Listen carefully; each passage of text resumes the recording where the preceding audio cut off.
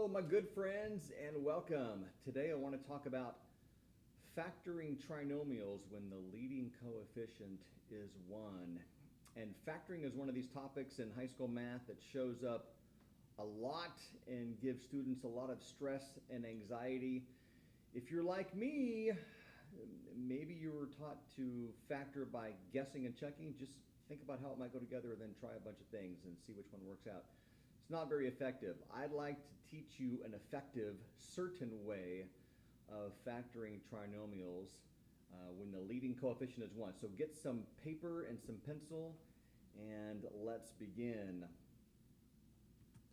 So you should be seeing my screen. Let me manage that there. All right, so let's start by just reviewing how to multiply binomials. So press pause on the video for a moment and multiply out x minus 3 times x minus 4 and show the method. Don't just write the answer down. Ready, set, go. Are you done yet? You back? Yep. All right, so let me do this. You should be doing the same thing or already have it done. You should be distributing the x into here and getting x squared, and then x times negative 4 is negative 4x, and then we're going to do the negative 3x, and then negative 3 times negative 4 is positive 12, and then when you collect all the like terms, you should be getting x squared minus 7x plus 12. Whoops, there we go, plus 12, clean that up. Plus 12, like that. Right? Good. Now, factor the following. Factor x squared minus 20x plus 36. Press pause on the video and go do that. Are you stuck? You might be stuck. You might be looking at that going, gee, I don't know. Well, first of all, let's review what it means to factor. To factor means to unmultiply, to reverse the process of multiplication. So in other words, we're going backwards from the review task that you did there just a moment ago of multiplying. If you're not quite sure about that, let's go back now and let's talk about what we did when we multiplied. So come back up here to this. All right, so we're doing x minus 3 times x minus 4. In the end, we got 12. How did we get the number 12? We did that by multiplying 3 times 4. So 12 is a product. We get 12 actually by multiplying this piece by that piece, the 3 times the 4. We got a 12. I'm not even interested in the sign so much as just the number 12. The other thing we got was we got a 7 here in the middle. And again, I'm not too concerned about the sign yet, but how did we get a 7? Well, we did a 3 plus a 4, and yes, they were negatives, but we did that by adding, right? This middle term is a sum. So I want to point out consciously that the last term that we get here, the C term as it were, come on, hold still. The C term in the trinomial we got by multiplying, and the B term, the middle term we got, the 7, we got by adding or combining like terms. So with that in mind now, let's now look at factoring, because factoring then is going to ask us to reverse the process, to start with the product down here and to then reverse it so that we can write it as a multiplication question. All right, so to factor this, to reverse the process, here's what I need to do. I need to first look at the number there that's on the end, my C term, 36. And I'm going to list all the different ways I can multiply things together to get 36, because we get 36 by multiplying something together. What are the possibilities? So I'm going to make a list of the factors of 36. Always start with 1 and 36, 1 in the number, and then be systematic about it. What comes after 1 that might work? 2. Does 2 work? 2 times what gives me 36? That would be 18. How about the next one? 3. Does 3 work? Yes, 3 times 12. And I'm just going to make myself a list of the factors of 36.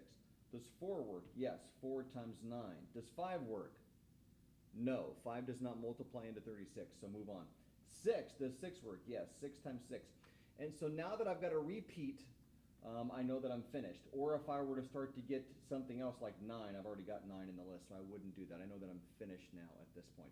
So now I'm thinking, which of my factors of 36, and pay attention to the little dot, which of my factors of 36, when I do that operation on them, when I add them together, give me the number 20. Don't worry about the sign. We'll think about that in a minute.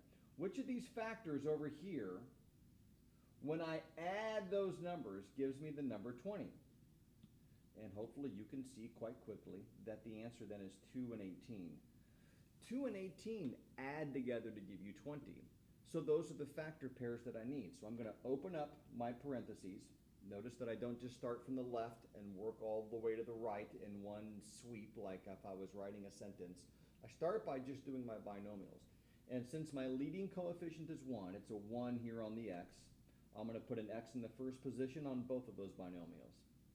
And then since I've chosen 2 and 18 as my factors of 36 that add together to give me 20, I'm going to put 2 and 18 in the second position.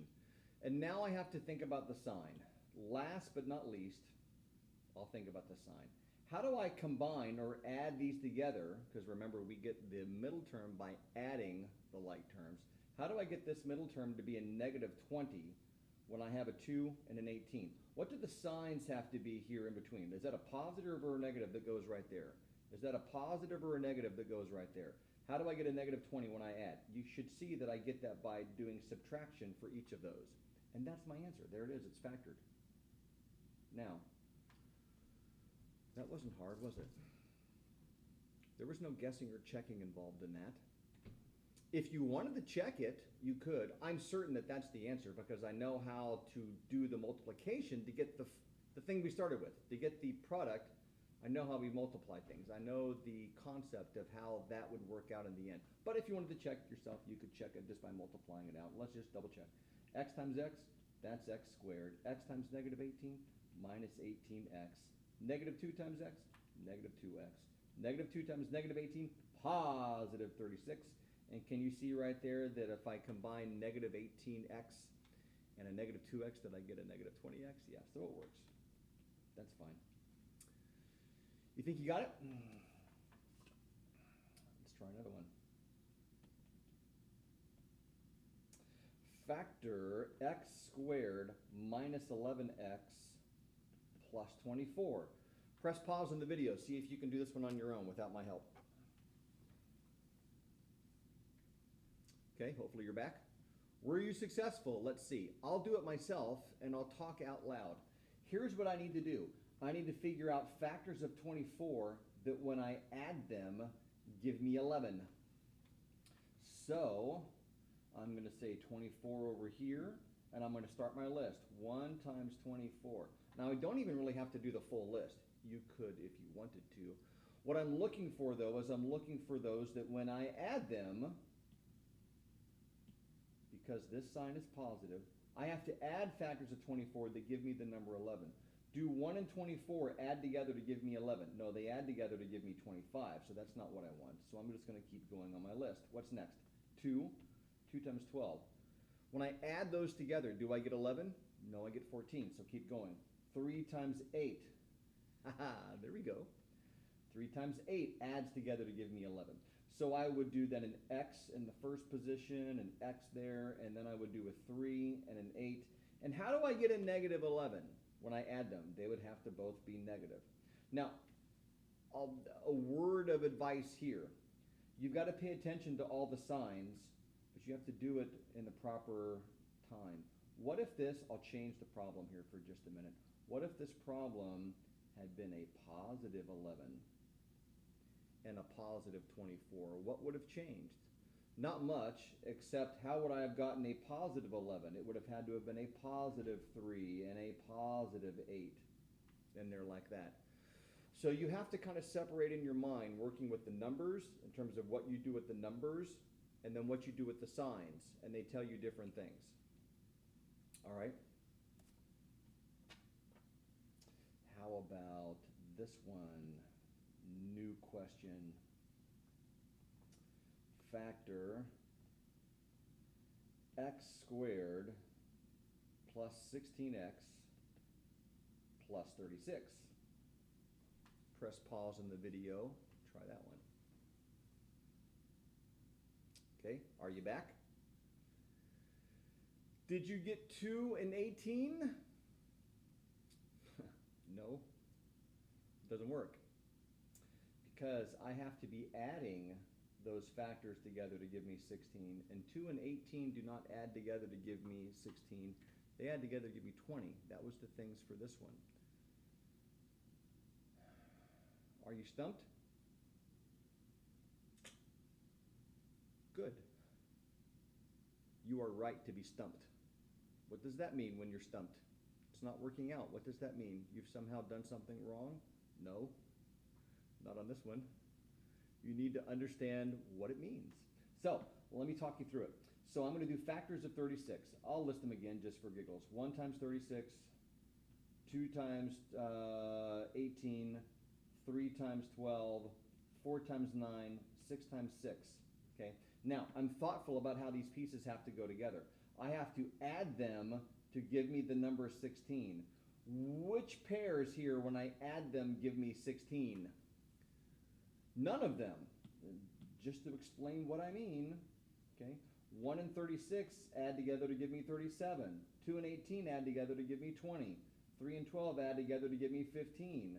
4 and 9 add together to give me 13. 6 and 6 add together to give me 12. Which pairs of those add together to give me the number 16? None of them. And so there isn't a factor pair combination that works. And so what do you call, you can't factor it. What do you call a factor, hang on. What do you call a number that doesn't factor except into 1 and itself? Prime. This polynomial is prime. It cannot be factored further. You do not get some kind of binomial that looks like this. Doesn't work. Nice. So when you get a pair of factors that doesn't work, when you do the proper things on them, then it's prime, and you know that for certain. I remember being in 11th grade, junior in high school, 1980 something, and I'm doing Algebra 2, and the method that I was taught was guess and check. And so I'm doing a problem like this, and I'm putting these things together, the factors in various combinations, and then I'm multiplying everything out, trying to see if I get my original trinomial back. And it's not working, and so I'm erasing, and I'm trying something else, and it's not working, and I'm erasing and trying something else and not working. And literally, I erased a hole in my paper. Have you ever wrestled with math so much that you erased a hole in your paper because you were making so many mistakes? And so I go to class the next day, just really frustrated. I'm like, Mr. Lincoln, like this, I got a question on this. This is not working. I can't get this to factor. And he's like, oh, that's prime. You can't factor that. And I was like, I wanted to scream. But not you guys, right? I wish I'd have known this method when I was in high school doing Algebra 2. If you don't find a pair of factors over here on the left, and you need to have a complete list, right? You need to have all of them. If you don't have a pair of factors that when you do this operation on them, in our case it's plus, that gives you the middle term, it cannot be factored, it's prime. How long would that take us if we were doing the process rightly to figure out that it's prime? A minute? And not only do we know that it's prime, you know it with certainty. You know with certainty that it's prime. It's not just a feeling like it's not working out, maybe it might be prime. No, we know with certain it's prime. Say it with confidence. It's prime. There are no factors of 36 when I add them to give me 16, so it can't be factored. It's prime. Okay, on to the next one. And this one's slightly different. See if you can track with the difference. So factor x squared plus 9x minus 36. Do the same process. Press pause on the video. Try that one. Okay, maybe you're back. What'd you get? Well, here's what I'm going to do again. I'm going to say I need factors of 36. So I'll make my list. 36, 1 and 36, 2 and 18. Know these by heart by now? 3 and 12, 4 and 9, 6 and 6. Now here's what I'm thinking. Which pairs of factors, when I do that symbol, when I subtract them? Yes? It's a minus sign there. Did you pick up on that? That was the change. I have to subtract these factors to give me the number of 9. Which pairs here have a difference of 9? Hopefully you're able to spot that it's going to be the 3 and the 12. So what do? I set up my structure. It's going to be parenthesis, parenthesis, parenthesis, parenthesis. X in the first position of each one. My factor pairs now in the second position, a 3 and a 12. Now, last, I have to figure out what the signs have to be. How do I get a positive 9 from a 3 and a 12? It needs to be a positive 12. Since the sign on my B term is positive, the 9x is positive, I have to have leftover positives when I combine them. My 3 has to be negative. I get a positive 9 from combining a negative 3 and a positive 12. Okay, so I've got difference of signs. Now let's just double check. When I multiply negative 3 times a positive 12, is that not a negative 36? There we go. See? When you have a negative C term, when the sign on your last thing is negative, you have to have both a positive and a negative for your two things here. Because the only way that you get a negative product is if you have two things, one being positive, one being negative. So they have to have different signs. So the sign of C here tells you what to do with the numbers, but it tells you that you're going to have opposites there if it's negative. Okay? Good. Now, this will be the last one, and this one's a little on the challenging side. Factor this one. 5x cubed minus 30x squared minus 35x. Press pause on the video and try that one.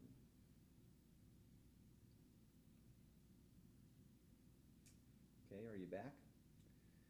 Here's my first thought, and this is always my first thought. I should always be looking for a greatest common factor whenever you factor things. That should be your first step. And this one does have a greatest common factor. The other ones didn't, but this one does. There's something that's common to all of them that I can factor out. I can factor out a 5x. Do that in red so it catches your attention. Now, what do I have left after I factor out a 5x? I should have an x squared, and then it should be a minus 6x, and then a minus 7. And now my question is, can I factor this piece in here that remains? Do I have factors of 7 so that when I subtract them, because that's a subtraction there, I get the number 6? Yes, the only factors of 7 are 1 and 7. And what's the difference between 7 and 1? 6. So I'm going to go ahead and finish. Carry along the 5x. You can't abandon it. Each row of work should be equivalent in value to the row above it. So 5x times, now here's my binomials, x in the first position, 1 and 7. And then how do I get a negative 6 from a 1 and a 7? It has to be a negative there and a positive there. Now it's finally factored all the way down. Okay, you want your factors in the end to be prime. Okay, there you go. All right, hopefully now you're no longer a victim of the guess and check method, at least for factoring. You can do it analytically, you can do it thoughtfully, you can be certain then of your answers, and hopefully you won't be like me and have to erase a hole in your paper only to realize that it actually can't be done, right? May your day be merry and bright, and may all your mathematics be right.